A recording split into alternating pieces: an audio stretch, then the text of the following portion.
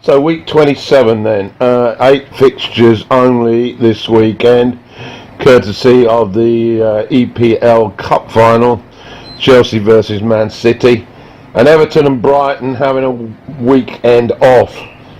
It all started on Friday. We've got 2 matches on Friday. The first of them, Cardiff at home to Watford, and I saw some brief highlights on this excellent highlights channel, which is on the internet. If you're interested, get in touch. Okay, so 17 minutes in Watford on the attack, on the edge of the box, the ball squirting around, a desperate defending from Cardiff to try and keep them out. The ball broke perfectly for Delafeo, who was on the edge of the box, and he stroked the ball in the corner, so Watford won up. The next piece of really significant action was into the second half, and a pass out of defence by Watford, and Delafeo clipped the ball into open play from his own half. The defensive line of Cardiff were obviously up for an attack, and he out-sprinted the defence. So he was left with just the goalkeeper to beat, and he managed to swivel past him easily and then place the ball into an empty net. 2-0 Watford, and looking good for it. Just a matter of minutes later, Ariata lost possession in the centre circle, and Kapoor, diagonal pass, found Delafeo, who again was too quick for the defence, and he clipped it wide of the goalkeeper to secure his hat-trick. It got worse for Cardiff on 72. Deeney finishing off another piece of great play by Delafeo, this time on the left, and he laid it on a plate for the Watford captain. So 4-0, and a demoralised Cardiff somehow found something, and on 81, scramble in the penalty box. Uncertainty from Watford's keeper, which is a rarity these days. Saw Bamba push the ball past Foster inside the 6-yard box. But that wasn't the end of it. In extra added time, Deeney got his second, which was neatly set up by Hughes on 91 minutes. The biggest win of Watford's season. They won this match by 5-1. The second Friday match, and it was at the London Stadium, with West Ham at home to Fulham. Nasri and Lanzini and Arnautovic were all warming the bench. We hadn't seen Lanzini since way before Christmas, returning from an injury. Fulham without Schürrle, who was sick. Early chances for Fulham. Babel, who managed to miss a City early on, inside 2 minutes after he was put through following a poor back pass. But he delayed his shot, and Fabianski managed to save.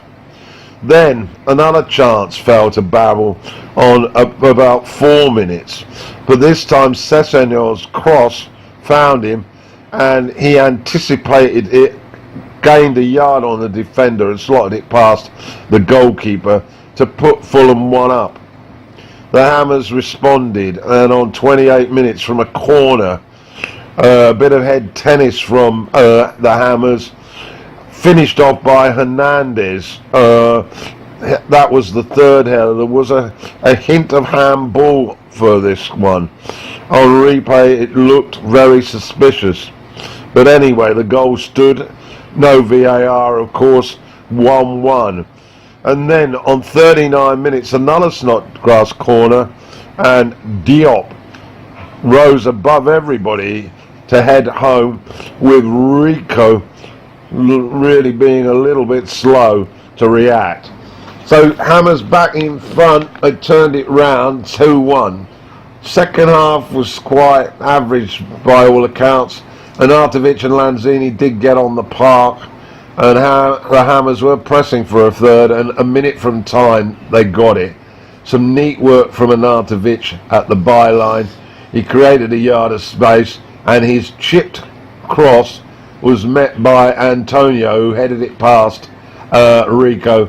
So another defeat for Fulham.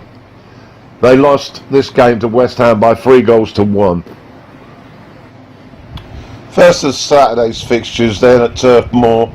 Burnley at home to Spurs.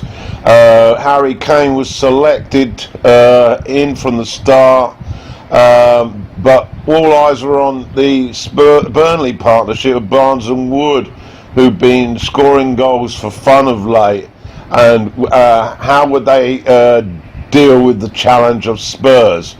Anyway, early moments, both sides finding each other out. First opportunity for Kane on 15 minutes, but his shot went wide. Although Spurs had most of the possession, Burnley's defence were resolute, and they looked a threat when they went forward. 28 minutes then, the first anxious moment for Burnley, but they managed to clear the danger. Rose was getting a lot of possession down the left and swinging over those crosses, which was causing a little problem for the defence. On 33 minutes, Barnes managed to get a shot away. It went just over. Son had a good run, got to the byline, but when he crossed the ball, there was no one in the middle. Anyway, the last few moments before half-time, Kane forced a good save from Heaton on 38, but we got to the break goalless after half-time then. 49 minutes, another opportunity for Kane, but this time Heaton pushed it out for a corner. And then finally on 56 minutes, Burnley took the lead from a corner. Chris Wood managed to connect.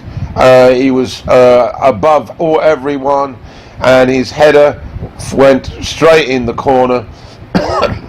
Lloris was well beaten, and Burnley were 1-up. Now Spurs were certainly on the front foot, desperate to try and get an equaliser, and Llorente was brought on. On 64 minutes, a very quickly taken throw-in by Rose. He looked like he bought a few free yards, sent Kane forward, and he ran in from the left, and he was pursued, of course, by the defence, but they couldn't get close enough to him, and as Heaton advanced, he managed to poke the ball into the right corner of the net, and so we were back level, 1 each. After that, both sides keen to go for the winner. There was a robust challenge by Fort on Wood, and the free kick from just outside of the box. No advantage gain on that, but then on 70 minutes, Kendrick had an opportunity that went just wide. It was a clear chance, and then Kendrick again managed to put McNeil through, and as he headed into the penalty area, his diagonal pass comes shot, caught the defence unawares, and Barnes nipped in ahead and pushed the ball past Lloris, and Burnley had got the lead back 2-1. Now after that, Spurs desperate for an equaliser, but to no avail. They put on Lamela, but Heaton was standing firm, and once again the two forwards for Burnley, Barnes and Wood, had done the business. Spurs' challenge for the title in tatters. Burnley take this one then by 2-1. So to the King Power Stadium, Leicester at home to Crystal Palace. The fixture brought about Roy Hodgson being acclaimed as now the oldest manager ever in the Premier League. He's 71 years and a couple of 100 days. So he's now at the top of the pile, ahead of Wenger and Ferguson and the Cardiff manager, Warnock. Anyway, Leicester hadn't had a win since New Year's Day at home, so Claude Puel definitely under pressure. Batshuayi was in for Benteke up front for Palace. An early chance though for Vardy following a Barnes cross, but his effort went just over. Not much else happened in the first half of note, but then on 40 minutes a speculative shot come cross from McCarthy managed to get to Batshuayi, and he glanced the ball wide of Schmeichel into the net, and Palace were 1 up. Into the second half now, Leicester certainly chasing that equaliser, and on 64 minutes they got it when Evans connected with a Barnes through ball to make it 1-1. Didn't take long though for Palace to restore their lead. McCarthy again on the left hit a lovely cross which Saha, who'd been anonymous up till then, anticipated brilliantly and hit the ball on the volley inside Schmeichel's near post. So that was 2-1. Batshuayi was looking a threat, and a really excellent shot from him was prodded away by Schmeichel. But anyway, then Evans, a misjudged tackle, brought down Slop, and the referee awarded a penalty kick, and Palace have the best penalty taker in the league, Mihajlovic, and he made it 3-1. That was his 7th penalty in a row.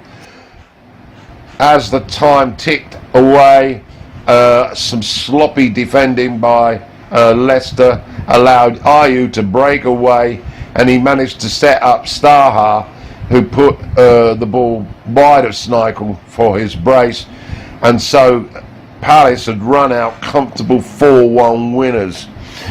The aftermath of all this was that the Thai owners managed to relieve Puel of his employment, and Leicester are now managerless. To St James's Park, Newcastle at home to Huddersfield, and Newcastle had their new signing Almiron up front with Rondon. Almiron, a record signing from Paraguay, making his debut then. And it didn't take him long to start to get the local crowd excited. He was put through and managed to chip the ball over Losel, but unfortunately the ball hit the upright. Smith, a high challenge on Almirov, managed to get him a red card on 20 minutes. So the bottom team were really up against it now with 10 men. The Paraguayan continued to look impressive, and he delivered a great shot that Losel pushed just round the post, and the said keeper also denied Perez. It was all Newcastle. Rondon missed a good chance to get the early goal, but for some reason they managed to get to the break goalless.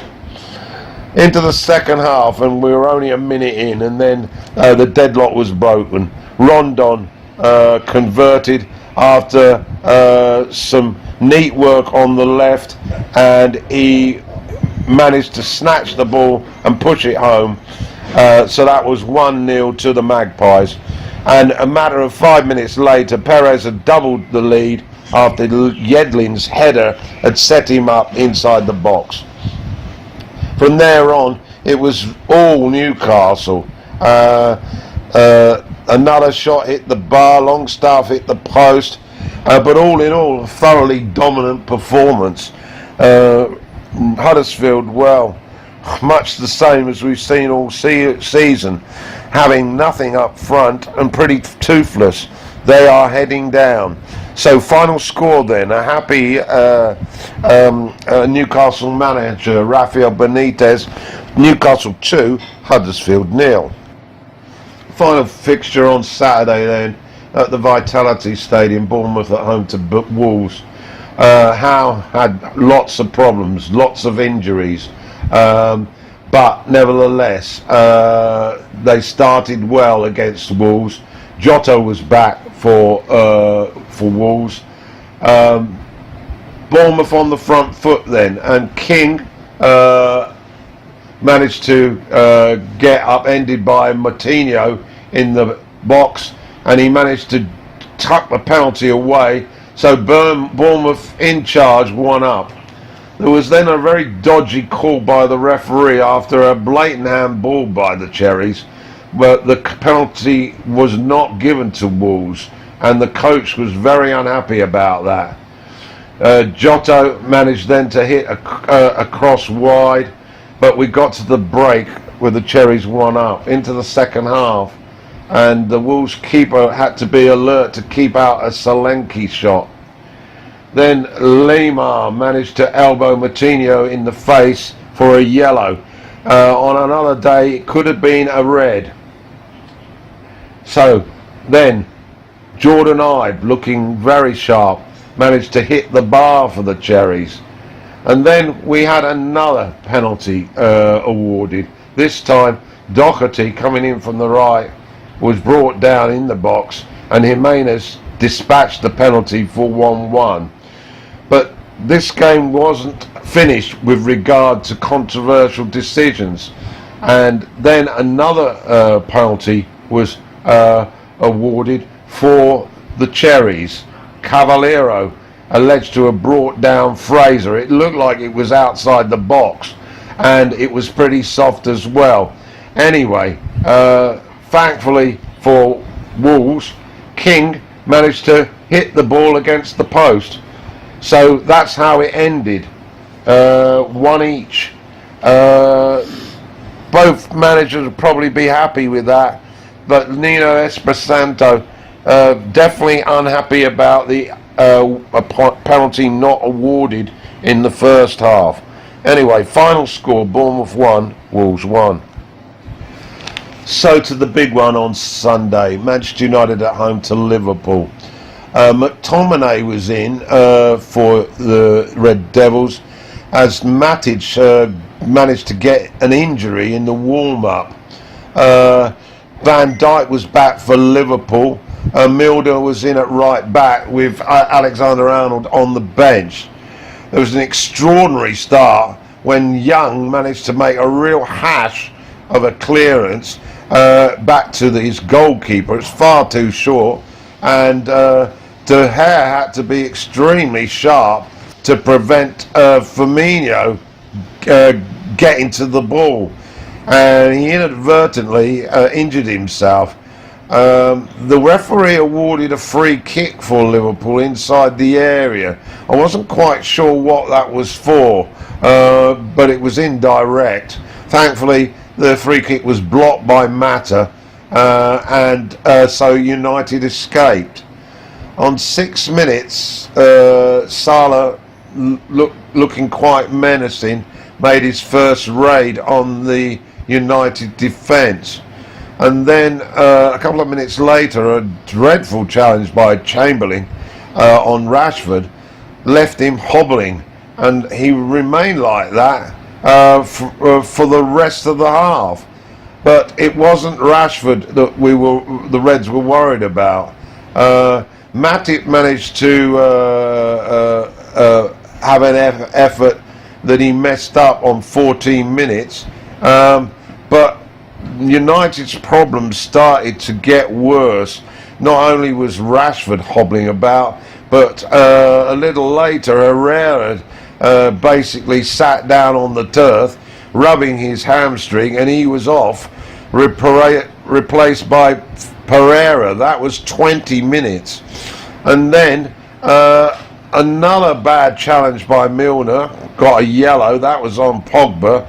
And then a little bit later, 24 minutes, after another strong challenge, Mata came out of it holding his hamstring as well, and he had to come off, and he was replaced by Lingard. Now, Lingard had, in the previous fixture against Paris Saint-Germain, had to leave the field because of a hamstring injury. So it was a real risk putting him back in. And then on 35 minutes, there was a dangerous cross from Liverpool, and it was just about cleared, by which time Sturridge had also been replaced to replace Firmino, who had an injury. So it was looking like a hospital ward. On 36 minutes, Pogba's speculated effort saw Van Dijk clear with his head. And then the best chance of the half on 40 minutes, some good work down the left by Shaw, and then a great cross from Lukaku, who had been put in by Pogba on the left. Jesse Lingard managed to get on the end of it, and in a desperate attempt to push it round the keeper, he basically ended up clutching at his hamstring. Yes, it had gone again, and he had to be carried off. So Sanchez then came on, and so the first half had seen 3 injuries, 3 substitutions for the Red Devils, and they were still carrying Rashford, who was hobbling around on the left. We got to the break then, and it was looking very, very worrying for Solskjaer into the second half, and amazingly Liverpool didn't seem to get a grip of the serious state of affairs, and they really never put United under really any great pressure. Salah was a little bit off, Mane lacked a bit of penetration, and in fact some of the better efforts in the second half were from United. Pogba had a header that went in, but it was offside, and basically although the pressure was on by the Liverpool offence, it was clear looking at the sideline that Klopp was very unhappy with the attitude of the Liverpool attack, and he did bring on Shaqiri, but that didn't make much difference, and Origi came on for Salah on 78 minutes, but then the last real incident of the match came when Lukaku, who sent in a great cross, an absolute panic in the Liverpool defence, but they did manage to clear it. Anyway, the match rather disappointingly faded out, and it got to the point where it looked like Liverpool was satisfied with the point, and that's exactly what they got. Solskjaer tremendously relieved to get out with a goalless draw after the catalogue of injuries. So final score then at Old Trafford: Manchester United 0, Liverpool 0. But just a quick word: the crowd were absolutely superb, encouraging United to battle against an obviously very talented Liverpool setup. So a good point for the Red Devils.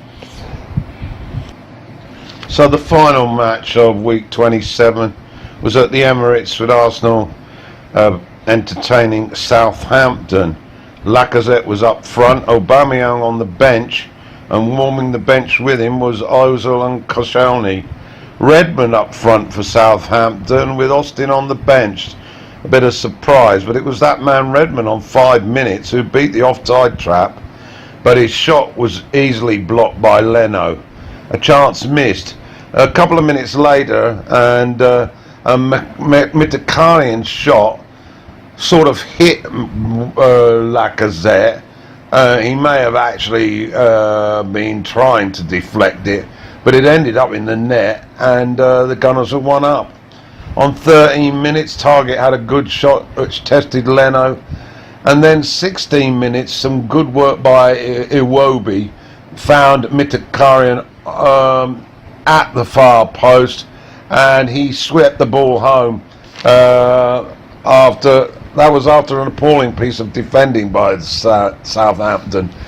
So the Gunners were 2 up. They should have been 3 up on 39 when Lacazette managed to hook the ball over from 3 yards. Anyway, 2-0 at the break. Second half.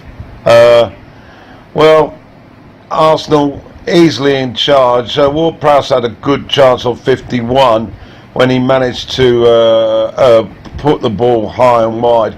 But it was a really good chance. 85 minutes. Aubameyang should have scored, but the keeper managed to get his legs in the way. The match petered out. Easy victory for the Gunners by 2-0. Puts them up to 4th ahead of Man U. Chelsea, of course, didn't play. They managed to lose a penalty shootout in the Carabao Cup final to Manchester City. The high point of the match was the controversy with regard to Sarri's attempt to substitute his goalkeeper Kepa at the final whistle, and Kepa refused to go off, and so he was involved in the shootout. It looked to be a complete disregard for the authority of the coach, but we'll doubtless hear more about that. So that's it for this week. The results show is over. Liverpool are 1 point ahead of City now. Level games, of course. Spurs remain in third, but they're a distant third. And Fulham are almost joining Huddersfield on the conveyor belt to the Championship. We'll be back with another load of fixtures come Thursday morning. There is a set of fixtures this week between on Tuesday and Wednesday, and so we'll be back with a results show on Thursday. That's your lot. Goal of the week. Bit difficult to work this one out. Basically, I'm going to give it to Wood for that beautiful header against Spurs.